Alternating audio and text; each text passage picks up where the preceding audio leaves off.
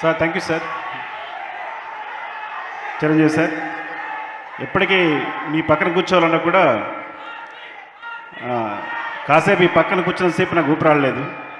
త్వరగా స్టేజ్ మీద పిలిచేసరికి హ్యాపీగా వచ్చేసాను. అంటే మీతో ఇలా కూర్చోవడం లేకపోతే ఇలా స్టేజ్ షేర్ చేసుకోవడం కానీ, చిన్నప్పుడు మీ సినిమా ఫ్లాప్ అయిందనుకోండి, మీ నిద్రపోయేవారమ్మ కానీ మీరు ఇంకో సినిమా వచ్చి హిట్ అయ్యే వరకు మీ నిద్రపోయేవాళ్ళం కాదు. సో అండ్ అలాంటిది మరి చరణ్ని మాకు ఇచ్చినందుకు thank you so much.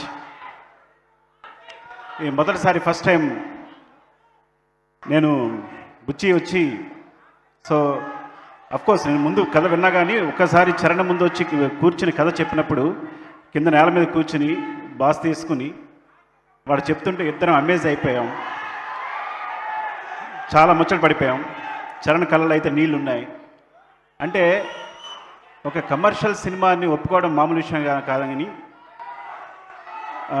Charan ఆ టైంలో ఎంత ఒక మాస్ సినిమానైనా తను ఏదైనా యాక్సెప్ట్ చేయొచ్చు, కానీ ఇలాంటి ఒక కాన్సెప్ట్ ఉన్న సినిమాని, ఒక విలన్ లేని సినిమాని, సిచ్యుయేషన్సే విలన్ అయ్యే సినిమాని ఒప్పుకొని ఇలా చేయడం అనేది చాలా గొప్ప విషయం.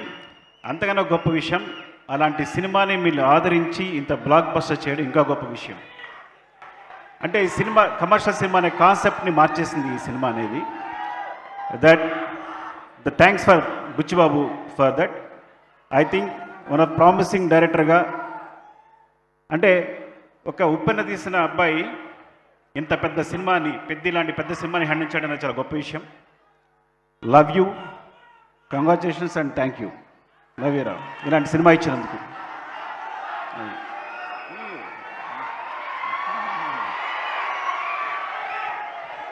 అండ్ చరణ్ చరణ్ చరణ్ అంటే ఒకటి ఇలాంటి సినిమాని ఒప్పుకోవడం, ఆ సినిమా కోసం తనకు కావాల్సినట్టుగా కష్టపడడం, మీరు ఒక బాడీని ప్రతి సినిమాని ప్రతి సీన్ కోసం తను కసిగా పనిచేయడం, ఇన్వాల్వ్ అయిపోవడం, కేవలం చరణ్ కష్టానికి తగ్గ ఫలితమే ఈ రిజల్ట్ అనేది డెఫినెట్గా. సో అంతా తన కష్టమే.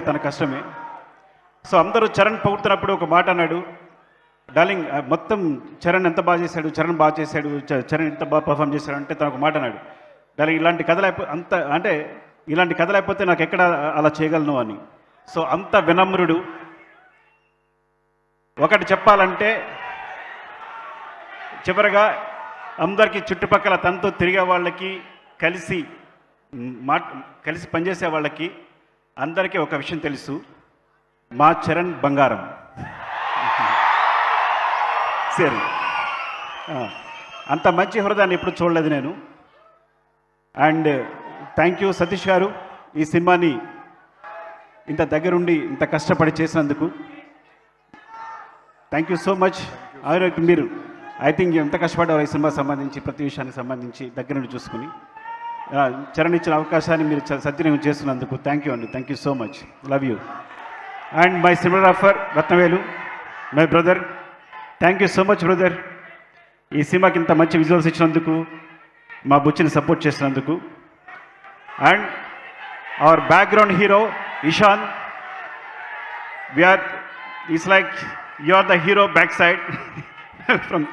Thank you, thanks for the movie Peddi. And మీకు ఎవరైనా మర్చిపోతే specially Jagath Babu garu, my favourite person and performer. ఇలాంటి మంచి క్యారెక్టర్లు ఇంత బాగా చేసినందుకు thank you so much.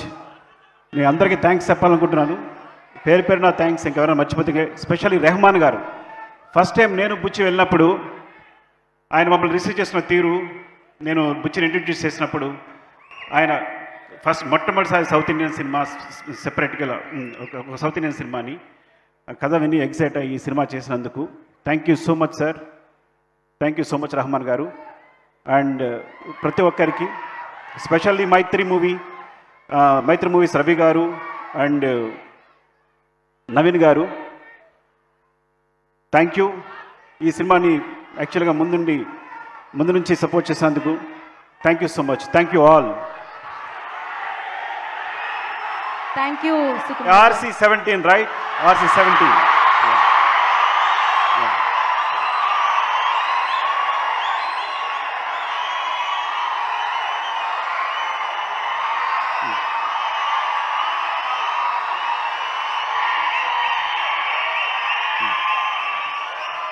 Cinema కోసం అడుగుతున్నారండి. అదే గాట్ ఇట్. నేను చెప్పను. Okay, wait. నాకు చెప్పడం ఇష్టం ఉండదు డెఫినెట్గా. ఐ డోంట్ నో, నాకు చెప్పడం ఇష్టం ఉండదు. Okay, you can imagine. Thank you, love you, I'm very sorry. Thank you Sukumar garu, thank you so much. And నా సుకుమార్ గారు, ఎస్. అండ్ పెద్ది పాత్రని పోషించడం కాదు, పెద్దిగా మారి పెద్ది